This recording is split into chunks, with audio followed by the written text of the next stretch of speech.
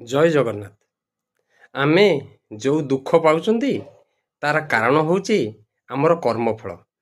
एई जन्मरे हेउ किबा अनंत जन्मर कर्मर हिसाब भगवान पाखरे अछि।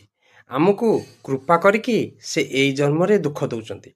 यदि आर जन्मरे दुख देइथान्ते आमे आर जन्मरे से कर्म को भोगी थान्ते, किंतु कर्मरु निस्तार पाइबार कोनोसी बाट नाही।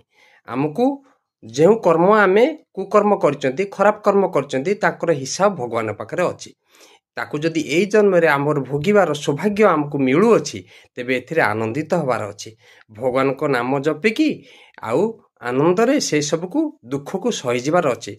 कारण जेतेबेले आमे नाम जपि जपि किनी से दुख को सही की अतिक्रम करि जिबा, तापरे खाली आनंद ही आनंद। मनुष्यर जीवन को पार्ट पार्ट करके देखिले मनुष्यर लास्ट जीवन जदि शेष जीवन गुड़ाक जदि अत्यंत सुखपूर्ण हला, तेबे मनुष्य जीवनटा एक्चुअली सुखपूर्ण हला। कारण आउ सबू जीवनटा को आम सही जिबा, शेष जीवन दुखटा को सही पारिबा नाही। तेणु भगवान पाखरे अनंत जन्म आमे जो रोग भोगुचंती, जो दुख भोगुचंती, जो निर्धन अवस्था आमर अछि, जदि कोनोसी कथा आमर कोनोसी लोक माने को पाखरे पहुंची परने कि लोक माने बुझी परनती, ए सब कर्मर फल। कारण आमर जते कर्मर माने कुकर्मर खराब कर्मर समाप्ति घटिबो, आमको केवल सुख ही मिलिबो।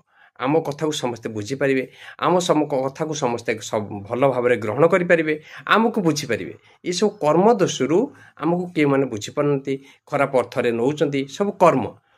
जदि तमर दुख भोगुचंती, रोग भोगुचंती, जंत्रणा भोगुचंती, ये सब अनंत जन्मर कर्मर फल बुझिया पड़िबो आमको। सेथि पई आमर कर्म को आमको सुधारिबार अछि।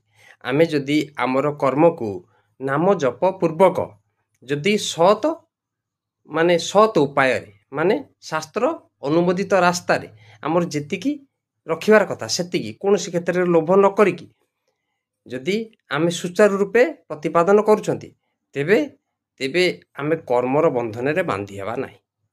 नाम जप करिकी जदि निष्काम भाव कर्म करूछंती, तेबे आमे कर्मर बंधन रे बांधी हेबा नाही।